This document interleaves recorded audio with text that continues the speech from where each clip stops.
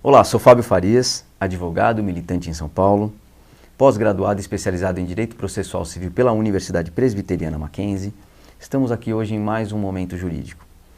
O tema do programa de hoje é Lei de Arbitragem. A arbitragem, Lei 9.307/96. Embora seja uma lei recente, de 96, tá? A arbitragem, na verdade, ela é mais antiga que o próprio direito. Ela vem desde os primórdios, né? Naquela ocasião em que as partes elas eram parciais, porque elas mesmas resolviam seus conflitos, né? Aplicava-se muito aquele código de Hammurabi, né? Olho por olho, dente por dente. Então as partes ali cansadas de ter uma decisão parcial, que é aquela proveniente das próprias partes, elas começaram a levar seus conflitos para uma terceira pessoa, uma pessoa de confiança mútua, né? Uma pessoa imparcial. Nasce ali o árbitro, tá? E junto com ele a arbitragem, obviamente. Então é mais antiga do que o próprio direito, numa época que o Estado não era suficientemente forte, né, para ter um regramento, um direito, um magistrado que aplicasse ali, que exercesse jurisdição, e aplicasse o direito no caso concreto. A arbitragem, de acordo com a Lei 9.307/96, é um meio alternativo de resolução de conflitos, um meio alternativo e extrajudicial de resolução de conflitos. Tá? Se coloca ali ao lado da jurisdição comum, que é aquela prestada pelo Estado, o Estado juiz, que presta a jurisdição, aplica o direito no caso concreto. Tá? Essa é a jurisdição comum, a jurisdição tratada pelo Estado, né? Que é tutelada pelo Estado. A arbitragem ela se coloca ao lado, é a chamada jurisdição privada. Tá? Uma peculiaridade da arbitragem: quem que pode ser árbitro? Qualquer pessoa capaz. Tá? Lembrando que a capacidade, a pessoa adquire a capacidade com os 18 anos completos, tá? Desde que não tenha nenhum impedimento, tá? Não tenha nenhuma condição ali que o impeça de exercer os atos da vida civil, ela está apta para ser nomeada um árbitro, tá? E solucionar um eventual conflito levado à arbitragem. O árbitro, ele, em tese, ele é uma pessoa de confiança mútua, tá? Ele tem que ser imparcial, tá bom? Ele tem que ter competência, eventualmente uma competência para exercer a jurisdição naquele conflito aí, levado para o seu conhecimento, tá?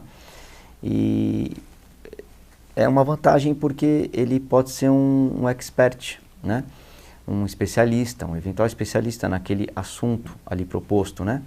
Naquela questão, naquela lide ali proposta, na qual ele vai ter a incumbência de resolver, né? De solucionar, tá? Quem pode se valer da arbitragem?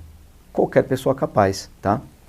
A arbitragem ela tem uma natureza contratual, então impera-se ali e opera-se os princípios da autonomia de vontade, tá? A liberdade de contratar. Então, valendo-se dos requisitos ali do artigo 104 do Código Civil, que é agente capaz, objeto lícito, forma prescrita ou não proibida em lei, tá? Essa pessoa ela pode levar seu conflito, ela pode se valer da arbitragem. A arbitragem ela é competente para julgamentos dos direitos patrimoniais disponíveis. O que é isso?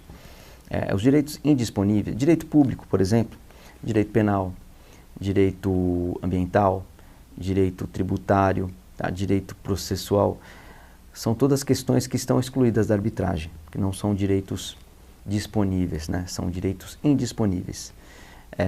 Direito patrimonial, direito civil, desde que seja disponível. No caso do direito de família também não é um direito disponível, tá?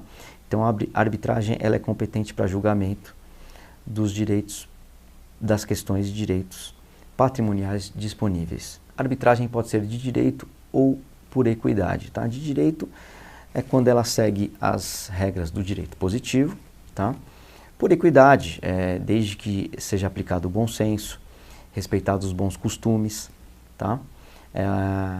Então ela cumprindo esses dois requisitos, tá bom? Ela pode ser por equidade também, não necessariamente de direito. Como que a parte pode submeter o seu litígio à arbitragem? Por meio da cláusula compromissória ou do termo de compromisso arbitral, tá? A cláusula compromissória, ela é aquela cláusula inserida no contrato. Qualquer contrato é quando ainda não existe um conflito. Você insere uma cláusula, compromissória, na qual eventualmente qualquer litígio, qualquer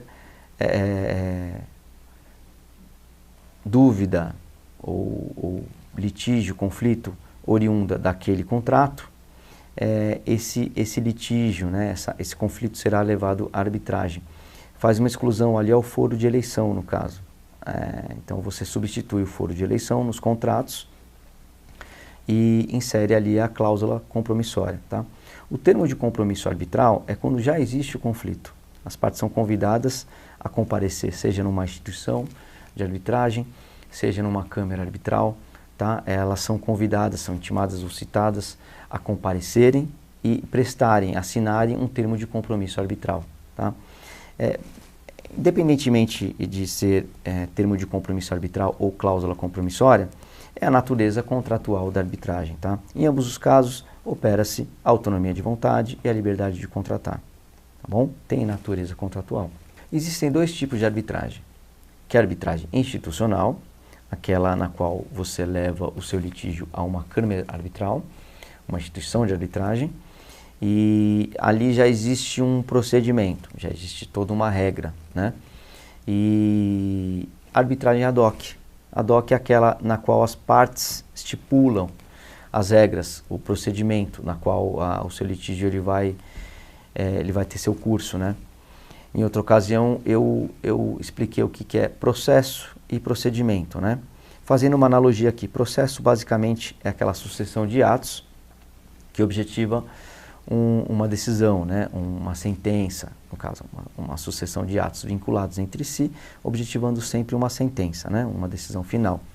E o procedimento é a forma, a ferramenta pela qual esse processo ele vai ter seu curso. Tá? No caso da arbitragem é a mesma coisa. Seja ela arbitragem institucional, na qual vai ser aplicado aquele procedimento já estipulado, já pré-definido pelaquela instituição, pelaquela câmara arbitral, tá? Seja ad hoc, onde as partes vão estipular o procedimento, as regras, né? Na qual a arbitragem ela vai ter que seguir.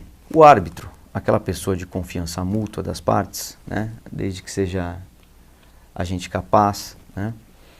Ele está sujeito aos impedimentos e às suspeições dos juízes e magistrados, ok? Que são aqueles impedimentos e suspeições ali previstos no artigo 144 e 145 do Código de Processo Civil. Basicamente, impedimento está atrelado a questões de foro íntimo, né, privado, familiares, né, por exemplo, quando o juiz é parente de alguma das partes, tá? E, enfim, até o quarto grau. E a suspeição está atrelada à amizade íntima ou inimizade capital, tá? Ou mesmo quando o juiz ele tem interesse na causa, ali na lide, né, no litígio, tá? Então, é aplicado aos árbitros as exceções de impedimento ou suspensão, que são atribuídas também aos magistrados, tá? O árbitro, quando ele está árbitro, né, ele está sujeito também às penas e às sanções aplicadas aos funcionários públicos, tá? No caso de, por exemplo, crimes praticados contra a administração pública, corrupção passiva, concussão, peculato, enfim, todos esses crimes atribuídos a funcionário público, tá? Que são crimes contra a administração pública, eles são também atribuídos aos árbitros, né? Quando ele está árbitro. O árbitro, quando ele é competente para julgamento daquela questão levada à arbitragem, ele é colocado, ele é equiparado a um magistrado, né? Ele se coloca ali no mesmo patamar de um magistrado. Ele é juiz de fato e de direito. E a sua sentença não está sujeita a recurso, tampouco homologação do Poder Judiciário. E essa sentença faz título executivo judicial. Ou seja, o árbitro ele não tem poder de império, né? Ele não pode executar essa sentença, eventualmente, tá? Para fim de execução dessa sentença, caso haja descumprimento do julgado, né, daquele preceito ali que foi para julgamento, caso haja descumprimento do julgado, essa sentença ela tem que ser executada no Poder Judiciário. A sentença arbitral, fazendo uma analogia com a sentença proferida pelo juiz, pelo magistrado, que é o pronunciamento judicial pelo meio do qual o juiz, com fundamento no artigo 485 e 487, ele põe fim à fase cognitiva, a fase de conhecimento do processo, ou extingue o processo de execução, tá? Terminologia essa mais correta do que a antiga sistemática, que falava que o juiz colocava fim ao processo, uma vez que a sentença não põe fim ao processo, né? O processo continua, né? Na verdade, a sentença ela põe fim à fase cognitiva, né? A fase de conhecimento. Eventualmente pode ter aí uma fase recursal, pode eventualmente ter uma fase de execução, né? O cumprimento de sentença, enfim. Então, a sentença ela põe fim à fase de conhecimento, né? A fase cognitiva. Então, a sentença arbitral, ela fazendo uma análise, fazendo uma analogia à sentença comum, né? A sentença proferida pelo magistrado, pelo juiz, ela põe fim à arbitragem, porém, ela não está sujeita a recurso e tampouco homologação do Poder Judiciário, tá? E, como eu disse, ela, para ser executada, né, ela necessariamente tem que se levar essa sentença, que faz título executivo judicial, para fins de execução no Poder Judiciário, tá bom? Essa execução ela vai seguir pelo cumprimento de sentença, né, que são os artigos ali 513 e seguintes do Código de Processo Civil. Essa sentença, como ela se assemelha a uma sentença proferida pelo Poder Judiciário, né, proferida pelo juiz, Estado juiz, né, o magistrado, ela tem os mesmos requisitos, né, que é o relatório, fundamentação e dispositivo. Ela tem que cumprir esses mesmos requisitos sob pena de nulidade. Importante dizer também que a sentença arbitral, ela faz com que uma eventual discussão no judiciário seja extinta sem resolução de mérito, que é uma das situações ali contidas no artigo 485, tá?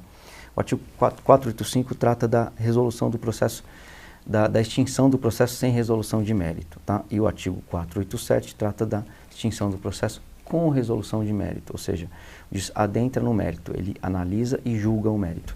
No caso do 485, o juiz ele sequer julga o mérito, tá? Por ausência de algum requisito extrínseco ou intrínseco do processo, tá bom? Então, a sentença arbitral, uma vez a controvérsia sendo resolvida por arbitragem, tá? Essa questão já resolvida não pode ser levada ao judiciário, porque ela já fez coisa julgada na arbitragem, né? Naquela ocasião. Então, ela não pode ser rediscutida no Poder Judiciário, tá?